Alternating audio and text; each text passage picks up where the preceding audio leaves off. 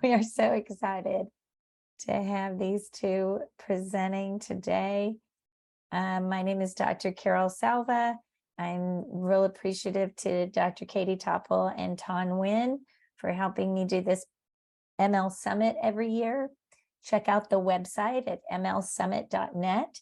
And don't miss going up into the menu and go to past conferences and see sessions for years back to 2017 that you can use in your professional learning. And people use them all year long. We have some watch parties going on. Indianapolis is watching. But if you're watching it in replay, there's so many opportunities to use these in replay. So I want to introduce, I want to thank Sherry Liptak, who's helping us all day. Thank you, Sherry, who's been helping with the chat. And these will be available in replay within a couple of days on the MLSummit.net website. Larry, do you want to say a few words? Well, it's been a great morning so far, and I'm sure it's only even going to get better. So it's been great co-hosting with Carol. People may or may not know both of us. You know, Carol is a professional development provider extraordinaire with Sidelets. Did I get it? You got it. Okay. Just like I think one of the presenters talked about English language learners needing to see words 12 times before they get it. I need to see the Sidelets and be told how to pronounce it 12 times before I get it as well. So, but it's been great, as I'm a teacher of ELLs and English proficient students in Sacramento, and it's great to see everybody. It really is. And thank you. We really appreciate you, Larry. You are just the example, the one person I always tell everyone to follow. If you're only going to follow one person, he's still in the classroom. He writes many books about supporting multilingual learners. I've learned so much from you. And so I've really appreciated you helping me all day reflect and introduce these presenters. They're both colleagues of mine, and I'm very, and also people to follow in their own right. Both authors, they're going to be sharing from their books today. And we're just so appreciative that they're sharing with us. So I will, and yes, my name is Carol Salva, and I am an education consultant as well. So Larry, would you like to introduce Valentina? With pleasure. Valentina Gonzalez is an educational consultant and content creator for Sidelets Education, working with educators across the nation to support English learners. She works with schools and districts to provide professional learning experiences that are tailored to meet the needs of educators. Valentina specializes in creating presentations that are practical, engaging, and interactive. She started her journey as an educator in 1997 as a third grade language arts teacher in Katy, Texas. Is that how you pronounce it, Katy? That's it. Okay. And she has served as an educator in many capacities since then, including teaching second, third, and fourth grades. She's also an author. She's contributed to chapters that Katie Ho and I, books that Katie Ho and I have written, and she's a regular contributor to Classroom Q&A column in Education Week. Welcome, Valentina. Thank you. Thank you so much. We are so appreciative. And she is joined by our other colleague, Natalia Heckman. Natalia is trained in Russia as a translator. Natalia Heckman never thought about becoming a teacher. Natalia has taught English and ESOL classes, assisted teachers as a secondary ELA instructional coach, and served as an ESL bilingual program specialist. Natalia is an educational consultant with Sidelets Education and the author of this book, Building Better Writers. You can read more about Natalia and her experiences and her strategies on her blog. Her blog is nataliaesl.edublogs.org. We are so grateful for the two of you. We learn so much from you on social media and in your trainings and through your books. And so thank you both for collaborating today to help us learn about multilingual learners at sentence level writing. We're going to go ahead and let you take it away. Oh my goodness. Thank you so much, Carol and Larry. And we just want to thank Carol and Ton and Katie for always organizing this fabulous summit so that all of us can gather together today, but also for years to come. Educators can use these MLL summits, and it's always an honor for us to participate, but also to go back and to learn from each other. So thank you. Thank the three of you. Thank you, Sherry. Thank you, Larry, for also helping today and for introducing us as well. It's truly fabulous to see you here. And all of you that are here virtually live with us, it's great to be in a virtual space. And those of you that are watching in replay, welcome. We are happy. I am honored to present today with my dear colleague, Natalia Heckman, who actually had a birthday yesterday. So I want to say happy birthday, Natalia. I know some of you will be watching in replay and go, well, that wasn't yesterday, but that's okay. It's Natalia's birthday anyway. We can celebrate it. We are super excited to share with you some sentence level strategies for supporting our multilingual students in writing. And as Dr. Carol Salva and Larry mentioned, these are strategies that are actually in the books that we have published with Seidlitz Education. And we can't wait to share them with you. We're going to talk about how you can use these strategies to help students build ideas and communicate their ideas in our classrooms. And when we talk about sentence level writing, we have to address the notion that patterns might be important. And so when I thought about patterns, I thought to myself, well, why is it that I can remember lyrics from songs that I heard back in the 80s, but it's hard for me to remember why I went into the kitchen? And so this actual GIF or meme popped into my mind when I thought about patterns. And it's because, you know, those patterns from the songs in the 80s, if you're as old as I am, it might be songs in the 90s or 2000s. Patterns are embedded in, you've heard them over, maybe vocalize them time and time again. Are patterns then important? Do you think so? When I think back to common patterns I've heard, I sometimes think about this one. Pretend I have magic ears and I can hear you. Say it with me. Roses are, you might want to type it in, red, right? Violets are blue. We know patterns can stick in our minds. They are purposeful. So take a look at this one right here. This pattern right here, little brown dog or brown little dog. How do we usually say this? For those of us that have been speaking English for a number of years, it may seem natural to you to say little brown dog. But for others, it may not have solidified yet as a pattern. How about this one? Red small bow, or is it small red bow? Which one is the pattern? Which one sounds right to you? And I often remember hearing teachers of my own and also teachers in the classroom say, what sounds right? What sounds good? But if we haven't heard that pattern over and over again, we might not know that the pattern is adjective, small, then color, then noun. Are patterns important? And how can we help our students at that sentence level for writing? So many of you have probably seen this sentence patterning chart here. And it's in the book Reading and Writing with English Learners on page 124. And I believe that Katie Topple shared it recently on her session too, a similar sentence patterning chart. I wasn't there, but I'm going to watch it in replay for sure.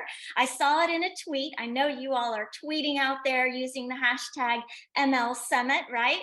I saw that beautiful tweet. This is a common sentence patterning chart, especially for our students in the early grades, and sometimes we use this with our newcomer students at more advanced grade levels too. And this sentence patterning chart can help us with our sentence level writing. Buses are big, for example. Buses have wheels.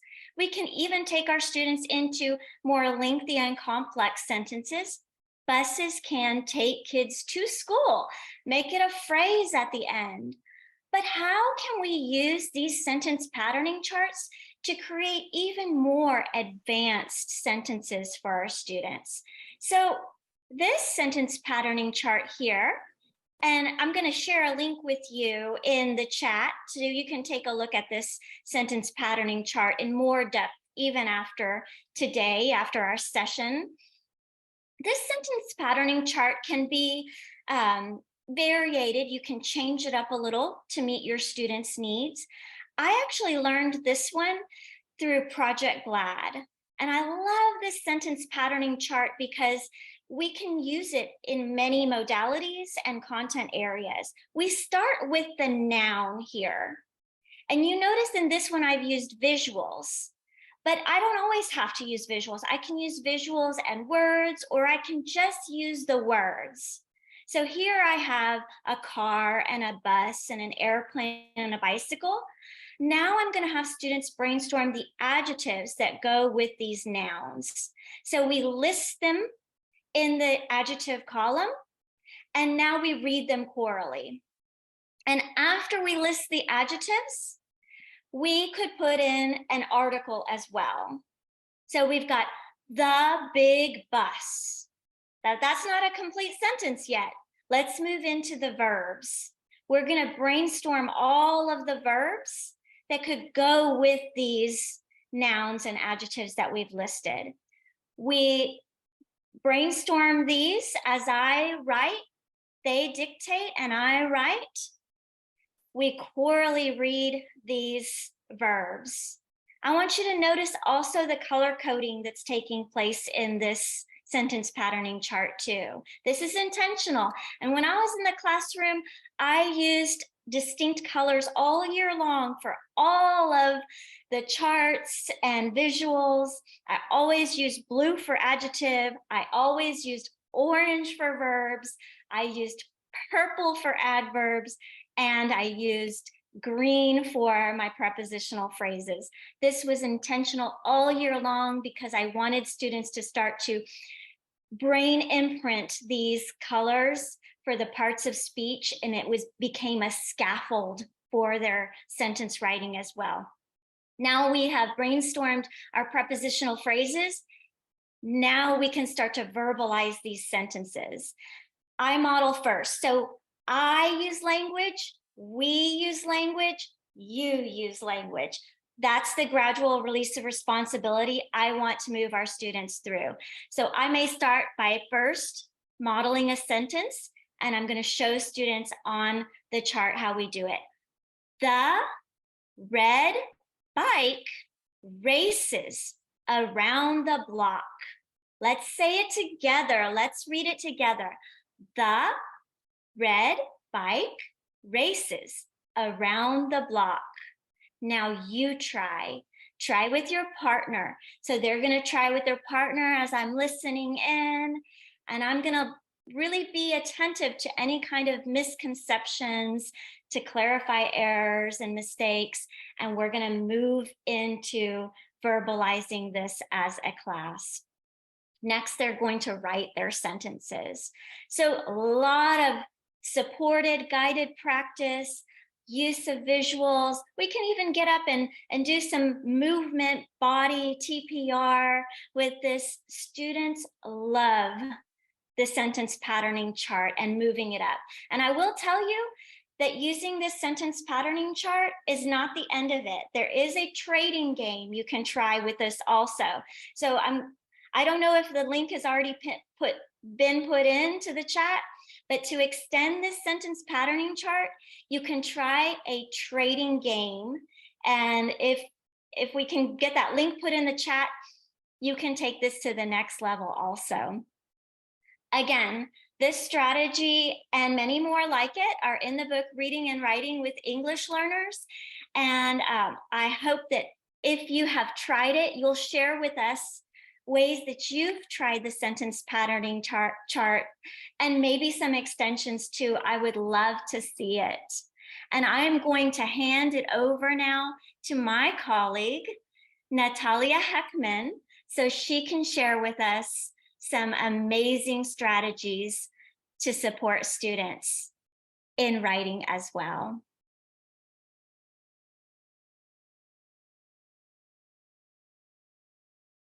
Thank you so much, Valentina. And I just shared in the chat the resources that Valentina mentioned. So you should see them. You should be able to click on them. Here we go. All right. Now, my part has to do more with secondary learners, and because I've, for the most of my life in education, I worked with the secondary learners, but now as a coach, as an educational consultant, really we work with all different levels of students, but patterns or sentence patterning charts can be used with our secondary learners as effectively as Valentina showed us how to implement it with the elementary students. Now, and somebody in the chat has already been saying, you know, I'm doing it with my high school newcomers. So glad to hear that. The book that Valentina have mentioned, and thank you for the lovely introduction, Dr. Carol Salva. Building Better Writers came out this spring, and some of the strategies that I will be sharing with you guys are from this book. Now, and I feel that I know so many people here because you are our PLN. We know each other from Twitter, but it's lovely to see everyone in person. So very quick intro here. So we'll use a little bit of terminology. Why syntax? So syntax has to do with word order, with formation of sentences. Is it worth our time? Because my time is limited. One of the things that as educators we have very little of is time. So one of my favorite definitions of syntax comes from Dr. Wright, and I'll let it sit there on the screen just for a second. The role of syntax is in helping us understand who did what, to whom, when, where, and how. Love it. Now, it's not heavy and it's not bulky and it's not something that's explained in the terms where my students may not be able to understand. But if we go into, and very often we talk about word order, we talk about sentences, how we put sentences together as a support for writing. But more often, more and more we hear that if the students spend a little bit more time at the sentence level, it actually helps them to become better writers overall, because that syntactic awareness, knowing when you look at the sentence, being able to dissect it and try to figure out very quickly, grasp who did what, where, to whom, when, and where, and how. That's the syntactic awareness piece. So as we go through this section of our tiny part of time together. Now, I am going to use Valentina's infographic. You know, Valentina is absolutely famous for her infographics that sum up the gist of the message beautifully. Now, if we want to help our students to develop that syntactic awareness, be able to identify the function of each chunk in a sentence and find out what each part of a sentence does, we can offer a number of questions to help our students to become more aware of the function.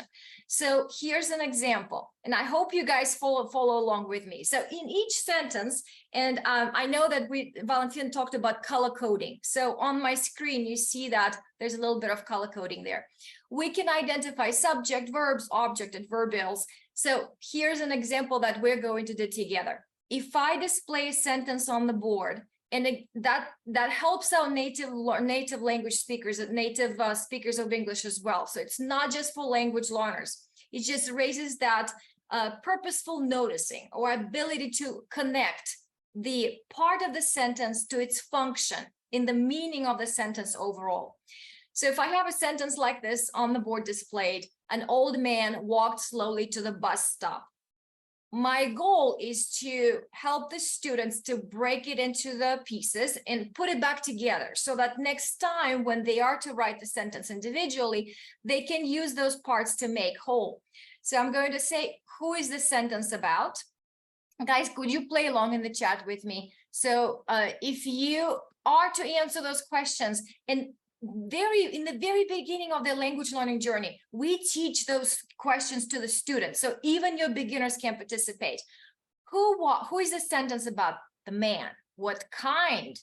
Old man. What did the man do?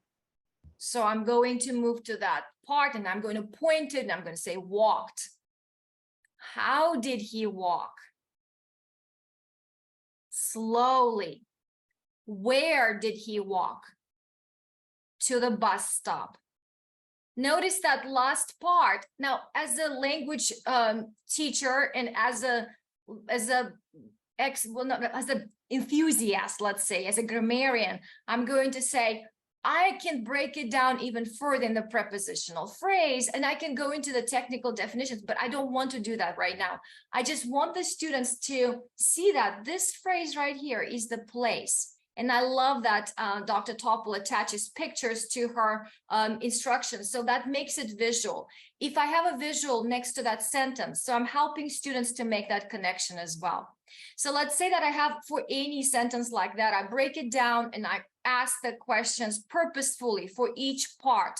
So for us, it helps us to create that, hey, next time I see it, I'm going to look at who did what. And all the other things are really secondary because they're going to connect either to the verb or to the noun in our sentences.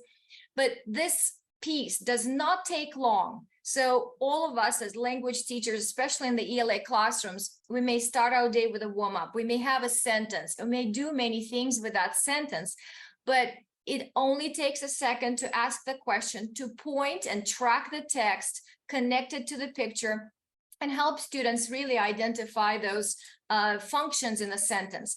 Now, I know that we all teach parts of speech, especially if you're an ELA teacher, and even with the native speakers of English, we say, well, they can never, they still, like, you know, after middle school and high school, we have those units on parts of speech, and it really doesn't seem to stay with our kids. Well, it's really useless, honestly, to teach parts of speech in isolation from the sentence.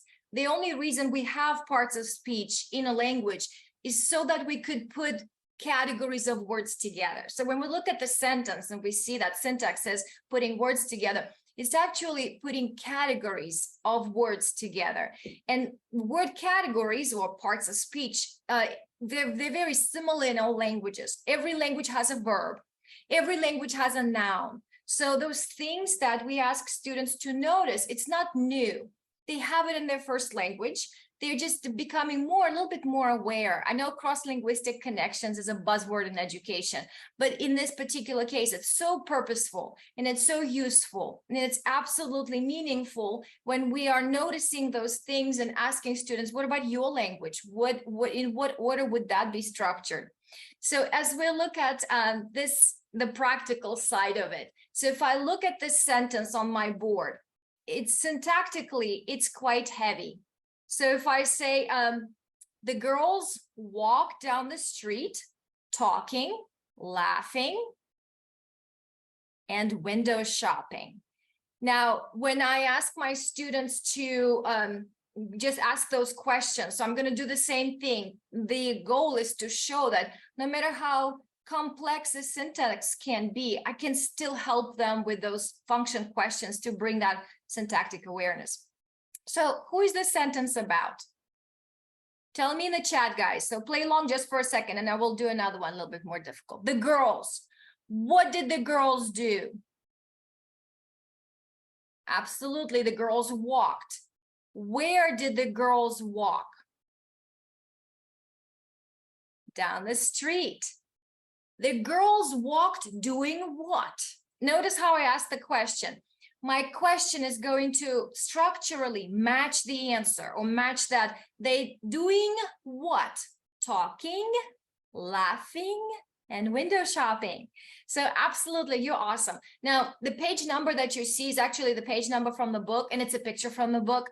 So if you ever get your hands on it, that's where the activity comes from.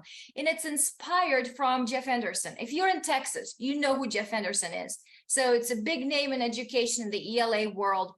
Comes from sentence combining. But what we want to really start with, or for our especially multilingual learners, it's not something that we can skip and still, have that full awareness of how the sentence came together. It does help. It increases comprehension. So the interesting thing about this construction, without going into more technical terms, but it has verbals, it has series, it has a list at the end. In all of these, those participial phrases, they're verbals. Now, we do not use constructions like this in speaking. So unless students read extensively, or if as teachers unless we are noticing that in the classroom and looking at it in the classroom, teaching it explicitly, Valentina mentions, yes, unless we teach it explicitly, they may never encounter this particular construction. Because if you ask me, okay, so Natalia, what did you do today? Or what did you do yesterday? I'm not going to say, well, let's say I watched a movie, or I sat on the couch watching a movie. I sat on the couch and watched the movie.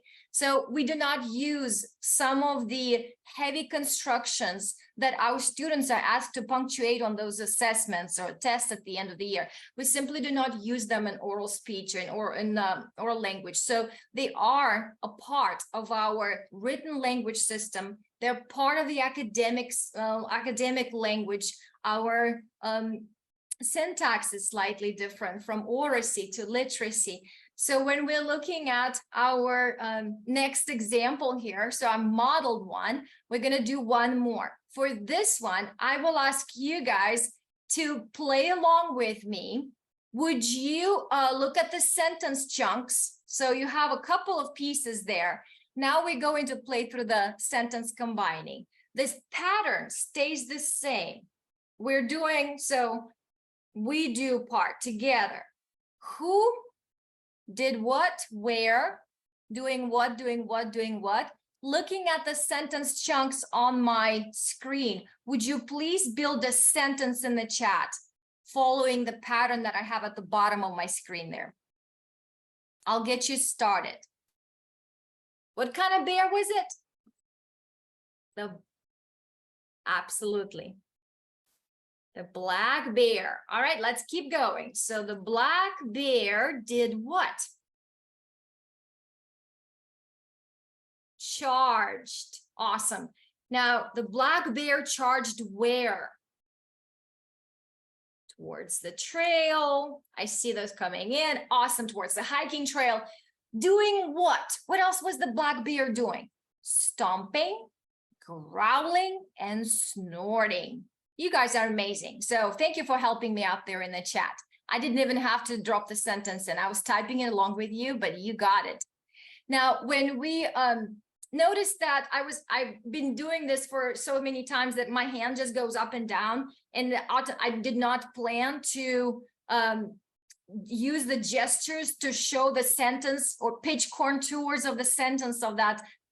But we do use voice to show where punctuation needs to be inserted, and our voice goes up a little bit there. So the black bear charged towards the hiking trail, stomping, growling, and snorting. Those sound patterns are different in every language. So if we want to make it explicit, and if we have a sentence displayed, why not? So we are making it very helpful to our students to where they can combine it. Now, there is color coding on my screen. Color coding helps. If you have the consistent colors Valentina suggested, this is the best of the of two worlds, where you have the sentence pattern, and it will become more complex as the students move through the language learning journey, as they move through the grade level. Using verbal phrases is the expectation for our sentence variety. It's our learning goal for the secondary, and actually even for the elementary. I looked at the end of the year assessment, And one of the revising and editing sections had to do with punctuating a sentence correctly using verbal phrases. And very often we approach really teaching that in a way that we're correcting sentences, but our students cannot correct a sentence if they do not know the pattern yet. Just as Valentina mentioned, asking the kids, or does it sound right, may not help here if they've never seen this pattern before, if they've never heard of it before. So, all right, now without my help completely, this is our I do, we do, you do release model. We have a beautiful baby there on the screen. Would you please combine this sentence? Notice I removed the color coding. So I'm releasing you into that more of independent approach. Would you please type this sentence in the chat? We're using the same pattern, pretty much the same chunks. The vocabulary can change, the pattern stays the same. Let's see. The happy baby crawled into the kitchen, giggling, babbling, and cooing. All right.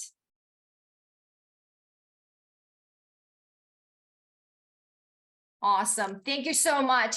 Now, if you are typing that sentence in, I hope you felt supported.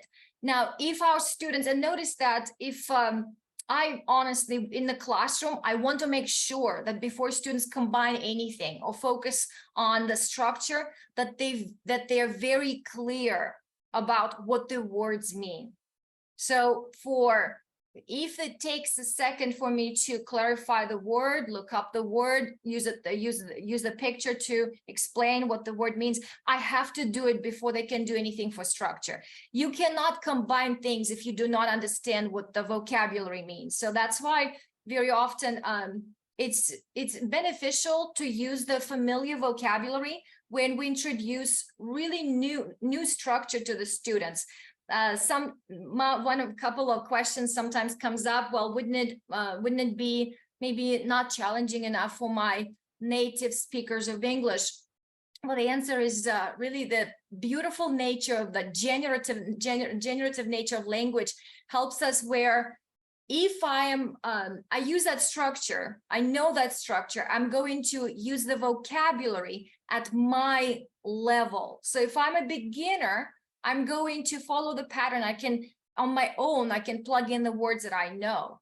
If I'm an advanced learner, or if I'm a native speaker of English, I can still use the same structure, but my vocabulary will reflect the language of the level of the language that I have at that level. So absolutely, this type of activity, if you have a classroom where we have native speakers of English and language learners, could be done successfully with both groups, because we all need help, a little bit of help with that punctuation where we use revising and editing.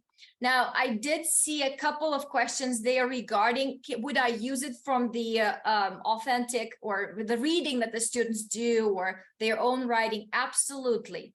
Now, if there is a beautiful sentence that you would like to dissect with your students, put it on the board, that comes from their text, that's great. But I hope that if you are the teacher who uses a workbook or who uses the grammar resource, it does not make you a bad teacher. And when you have a grammar book in your hands, it's not a tumor. So I know I attempted the joke.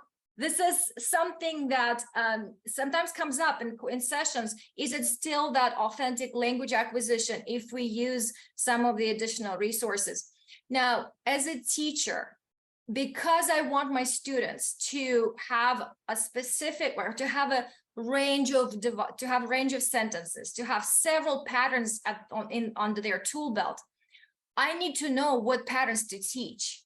I need to have a sequence for myself, because I don't want to guess, and I don't want to every time Google something. So they're beautifully created resources, but they could be just a guide for the teacher.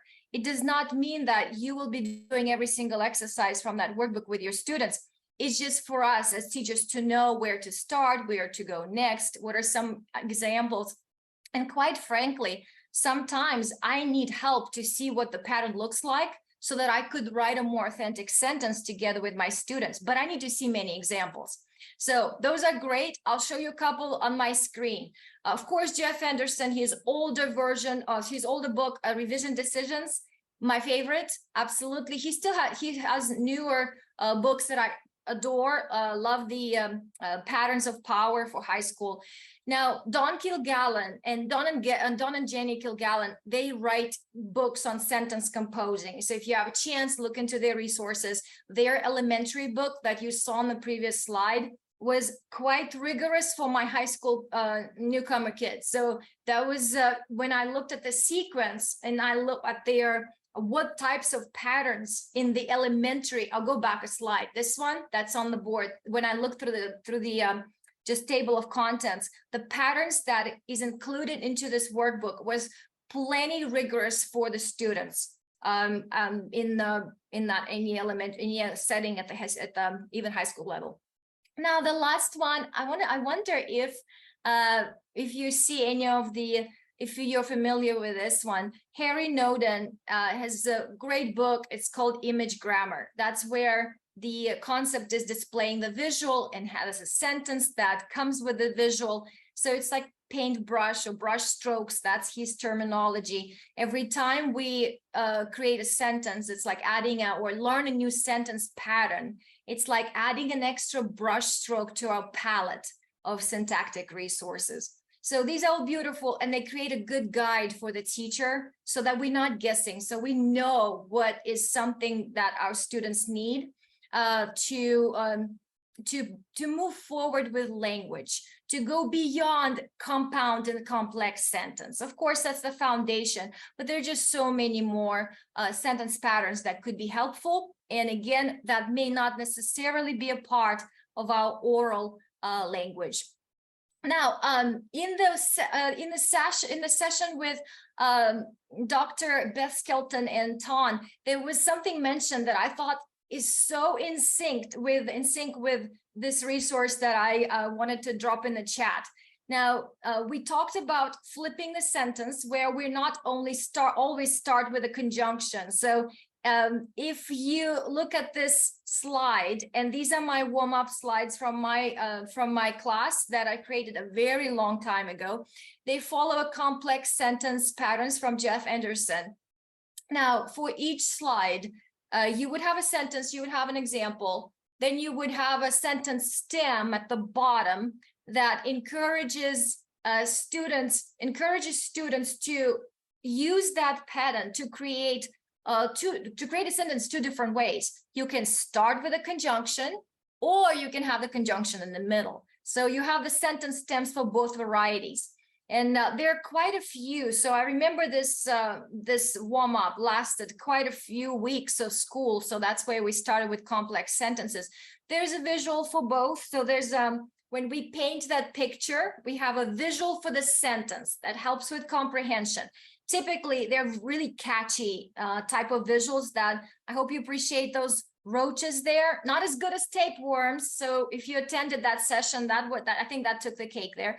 But but those visuals help us remember the pattern, help us internalize the pattern. Now for I think we're actually ending our session in record time there.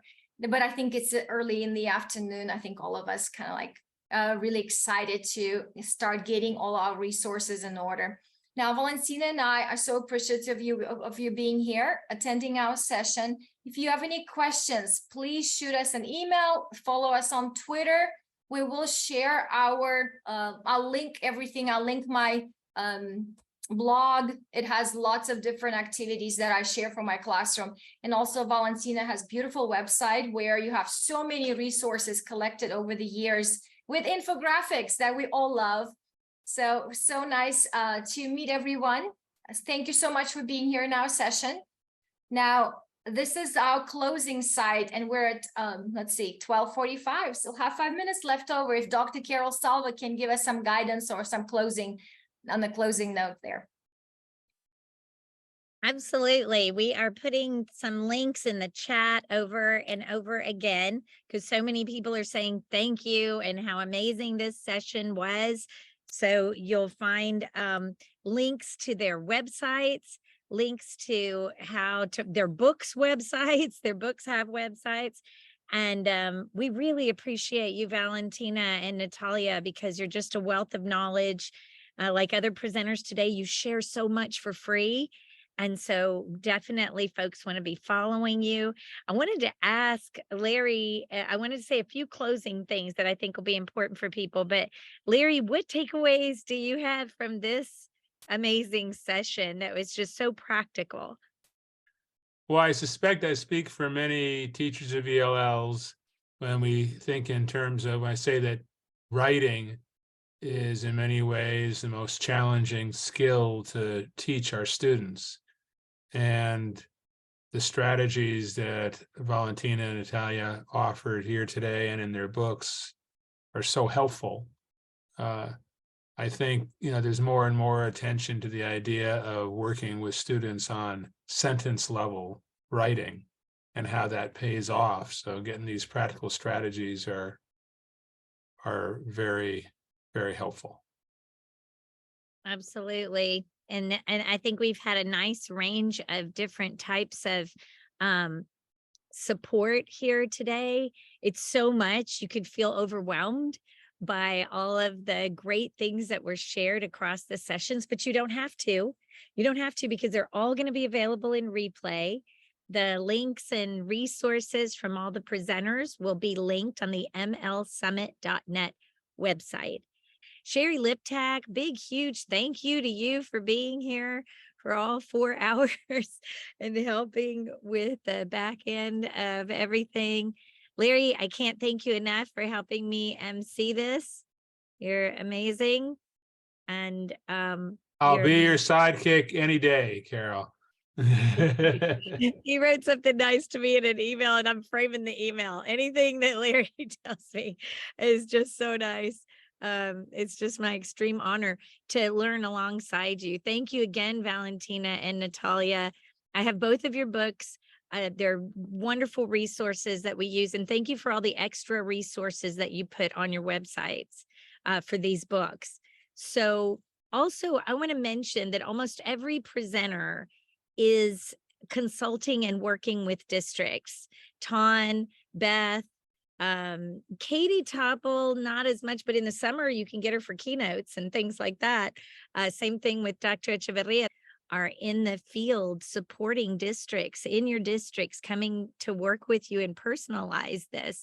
So make sure that you reach out to them if you need support during the school year. They do this kind of thing for free. You can learn so much for free being part of our PLN.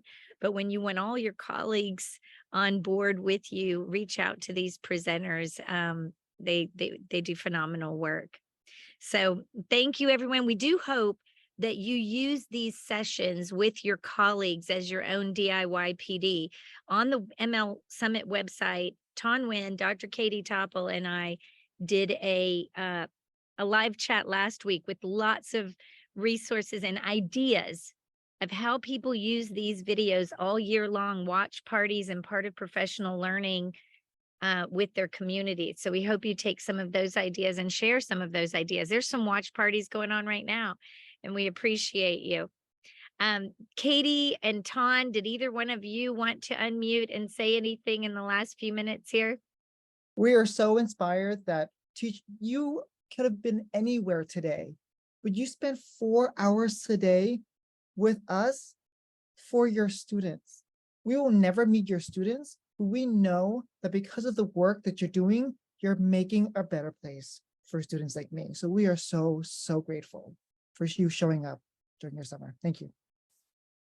I just wanted to also thank everyone for coming and encourage you to use this as a launching point for additional DIY PD. Do something else with what you learned today, whether it's taking a step outside right now and walking for 30 minutes and just thinking about what you learned, or reaching for your phone and texting somebody that you work with to share something that you really liked that you want to try to implement together, or joining one of our book studies with our SciOut book coming up starting tomorrow, or with Ton and Beth starting mid-September, or getting any of the books by presenters today. drawing, jotting, post-it notes. Like there are so many different things. There's many podcasts connected to presenters today that you can listen to, which is a great way to learn on the go. So do something else with your learning and layer it together so that this is not an isolated event in your learning, but this is just a launching point for truly implementing what you learned and putting it into practice so that it ultimately does impact your colleagues and, more importantly, your students. 100%. We were just going to let you have back your afternoon. We'll see you. If my dog's saying goodbye too, we will see you over on Twitter. Thank you, Larry. Thank you, everyone. Thank you. You guys are the hope. You're the answer. Everyone in here. Thank you. See you Thank next- you. See you on Twitter right now. Hi, Sylvan.